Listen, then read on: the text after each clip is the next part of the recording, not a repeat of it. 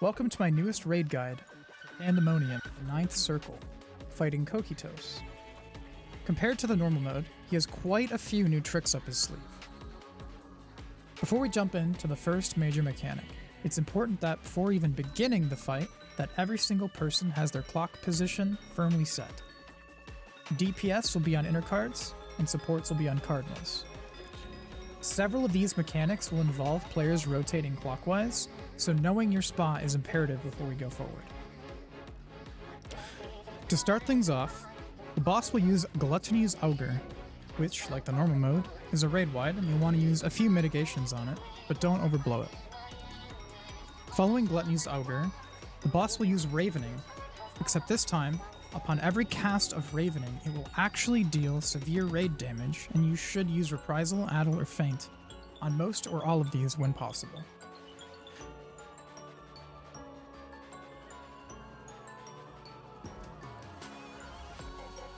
After using Ravening, he'll lead with a tank buster called Duality of Death. This tank buster is one of the two busters within the fight, and requires both a tank swap and for the tanks to not be standing on top of each other or anyone else, as there are giant AoEs that happen on both of the busters. Alright, with your clock positions out of the way and set aside, we'll be using them for this first major mechanic called Dualspell. Your DPS players are going to want to rotate onto the cardinals so that way they have a buddy. The first element mechanic, which involves fire, will always be a buddies mechanic. In my POV, I am melee 1, meaning my clock spot is southwest, so I'll be performing my buddy mechanics on west. The first variation of what can happen is fire and ice, with either fire attuning, which means we go out and stack, or if ice attunes, we will be in and stack. After the first one goes off, you will always have a spread mechanic where you will stand on your clock position. There's two different variations of this mechanic as well, as you'll either be inside the boss's hitbox, spreading, or outside of the boss's hitbox, spreading. It's important to note that after the spread mechanic, whichever version of the fire mechanic you did not get the first time will then go off. So let's have an example. If your first mechanic is fire being attuned, you will be out and stack with your buddy. After that, you move to your clock position, and lightning is attuned, meaning that you will be out and spread. And because we were out and stack the first time, the next fire mechanic will be back with our buddy again on west, doing in and stack. To get more accurate spacing, an idea of where you need to stand for these elemental mechanics, I've also provided a diagram for you to use.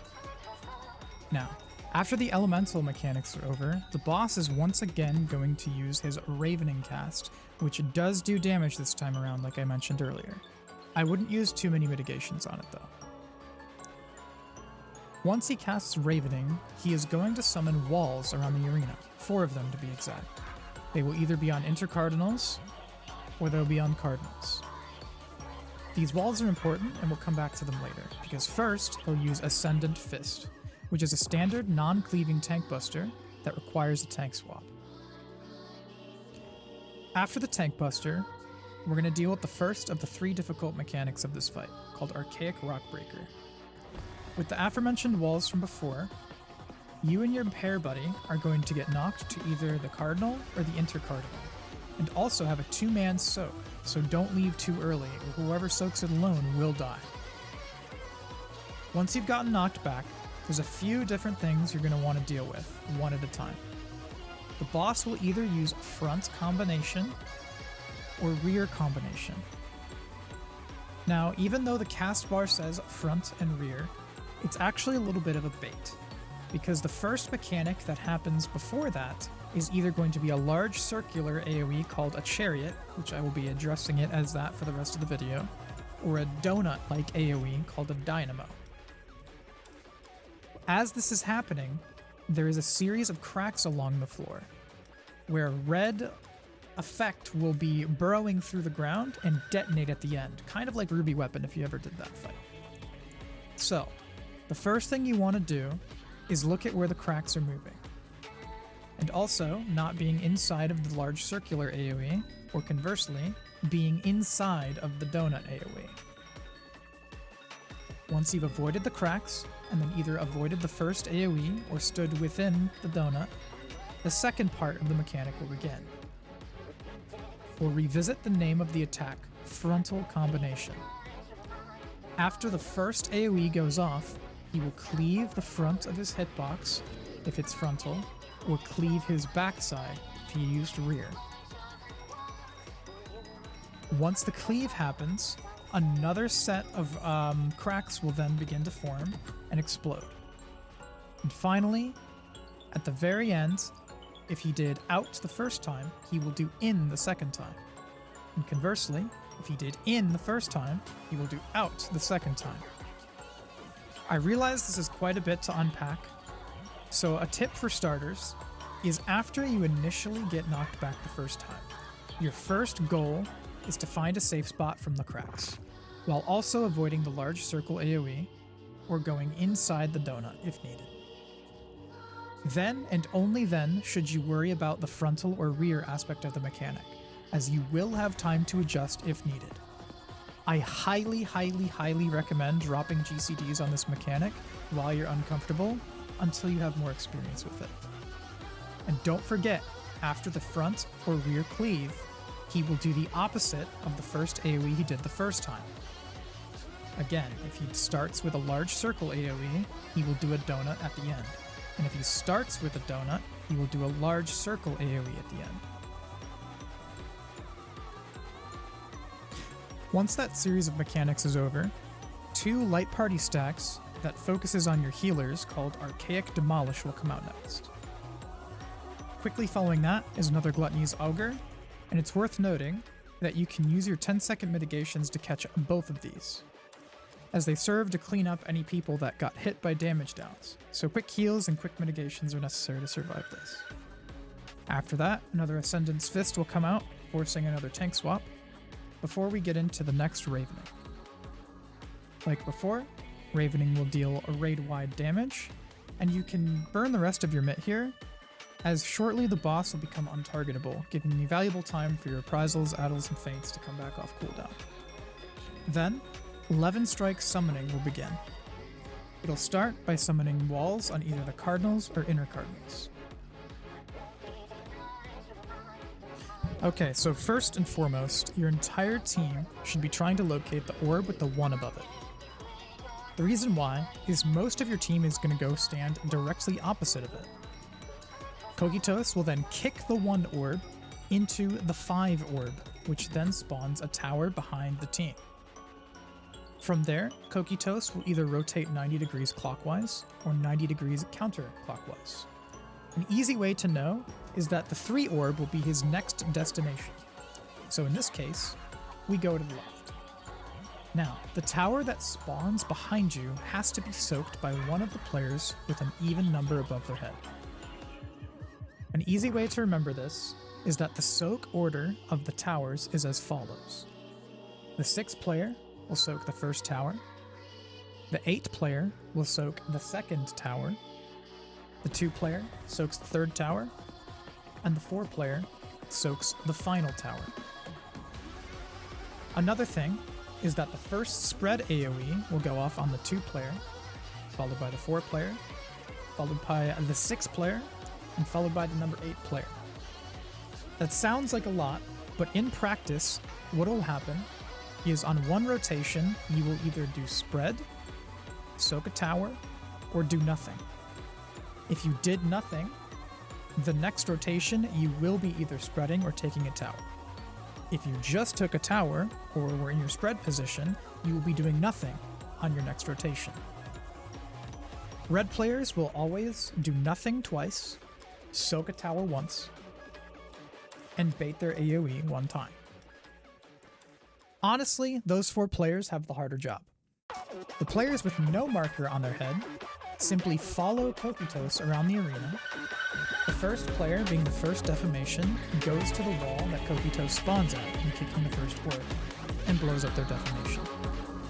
Once this deformation blows up, the next player who is assigned a deformation will meet Kokitos at 3 and blow up away from the party, followed by the third deformation at 5, and finally the last deformation at 7. I'm gonna be real, this mechanic is the hardest part of the fight, and is the devourer, as you would say, of this encounter. And will probably stump your group for a little bit, but it's a lot slower than Devour, if I'm being honest. So keep at it, watch some videos, watch your own gameplay, and see if you can see the system happening in front of you. A tip is that you never want to move until you see the deformation blowing up. That's the perfect signal that it's time to go to your next position. It can be seen by a giant blue AoE in the distance in this point of view here. And it's something you should always be looking out for.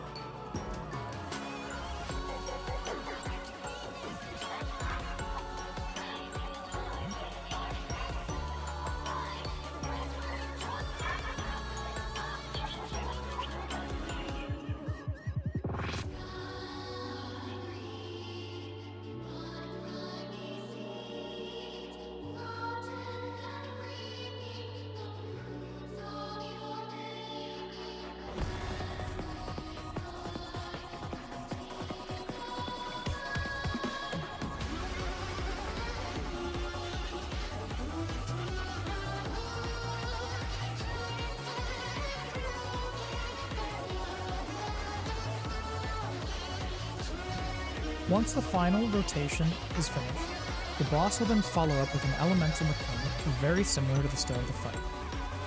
You'll either see him channeling fire and ice, which means you'll be doing an in-embodied stack, or out-embodied stack, or he will do another spread mechanic. If he attunes to lightning, you'll be out. If he attunes to ice, you'll be in with your spread. The timing on this is a little cheap, as sometimes players have just recovered from finishing the hardest mechanic of the fight and aren't quite ready to get into position with their buddy yet. So be ready for this to catch you off guard your first time seeing it. But once you've done the mechanic successfully a few times, this will be no problem for you. After this, the boss does start to slow down the pacing of the fight a bit and gives you a bit to breathe. Charybdis will then summon 4 AoEs across the arena, either on cardinals or intercardinals. There's a few different ways to solve this, but I'll show you what we did on day 1. First, we will complete this mechanic using role groups, meaning all 4 DPS will be doing the same thing, and all 4 supports will be doing the same thing. As I previously mentioned, the Charybdis stacks can either happen on cardinals or intercardinals, and that's very important for what we'll be doing next. Before that, he'll use a skill called Comet, which is going to do proximity damage all across the arena, so make sure you mitigate up a bit and stack center. Now, the way that our group completed this mechanic is as follows. 2 of the boulders around you will have cracks in them, and 2 will not have cracks within them. Since we did DPS first, I designated all the supports to pick one of the cracked boulders and stack on it, as they will get a light party stack. Meanwhile, all 4 DPS will spread around the boss and bait a new ability that will hit every single player with a spread line AoE. The name of the poison stack is called Beastly Bile and will hit the group that's stacked on the Comet, whereas the group that is spread around the boss will be hit by Thunderbolt. It is extremely important to not accidentally clip a Comet with Thunderbolt. Always stand with your character perfectly positioned, aiming at the Charybdis, so that way the Comets do not get hit by Thunderbolt. Once the first 4 cone AoEs go out, the 4 players that were stacked center first will immediately run to the second cracked Comet and take a Beastly Bile of their own. Meanwhile, the group that took the first stack will then come in and replace the players that baited Thunderbolt and take their own set of Thunderbolts. Finally, the group will then regroup behind one of the 2 remaining boulders, specifically the one without a red indicator on it. Now this part can be a little tricky, but is not too bad. Upon casting Ecliptic Meteor, it might be your first instinct to line of sight the boss, but in reality you need to line of sight the boulder, not the boss, meaning that sometimes you'll be at an angle when dodging this attack.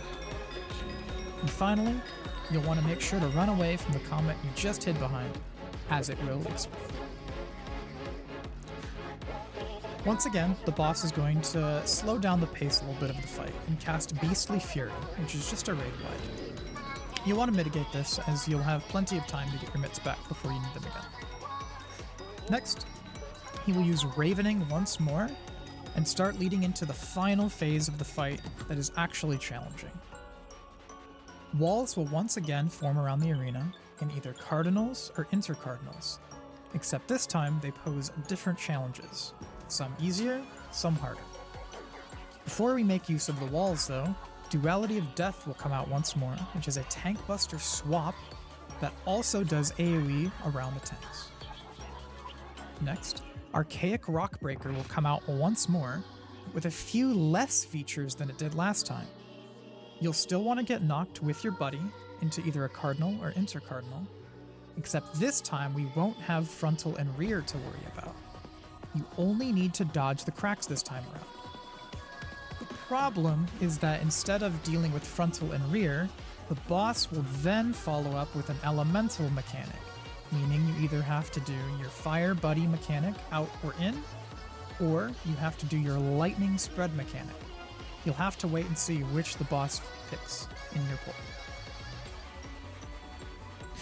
After recovering from that, the boss is then going to use Gluttony's Augur once more, and this next mechanic, I won't sugarcoat it, it's pretty tough. It's called Chimeric Succession. Now, I'm going to use a diagram for this one and break it down for you. 4 players are going to get marked with a number.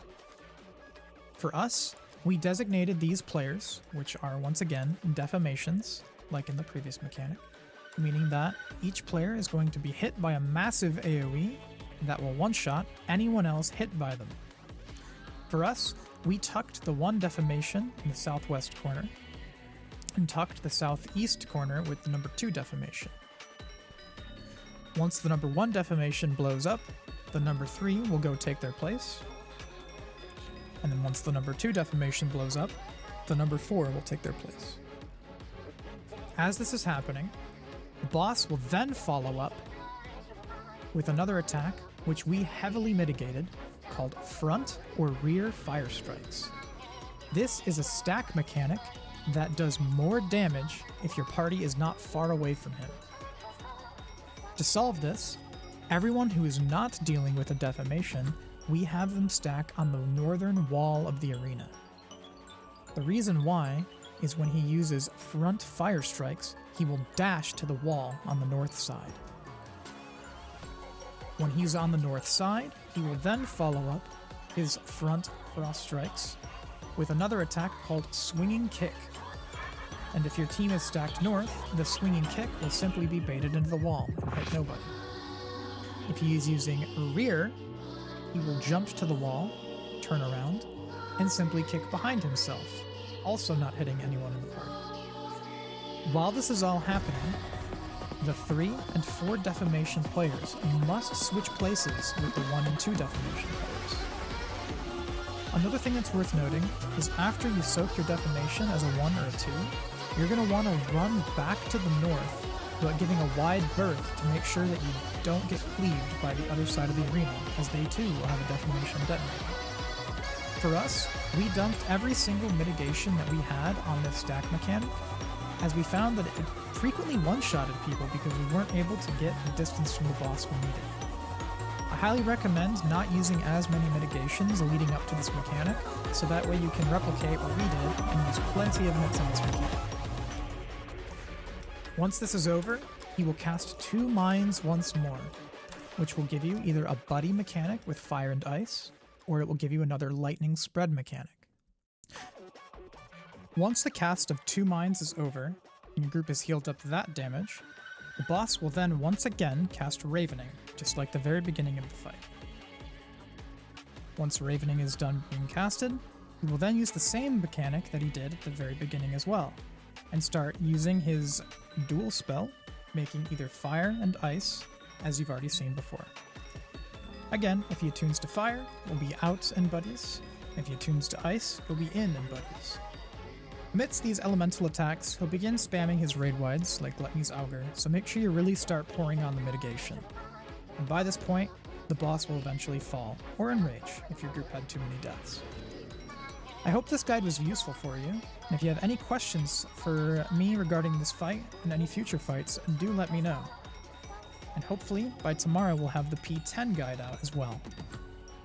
Thank you again for watching. This was Ahri Effect, and I'll catch you on the next one. Later.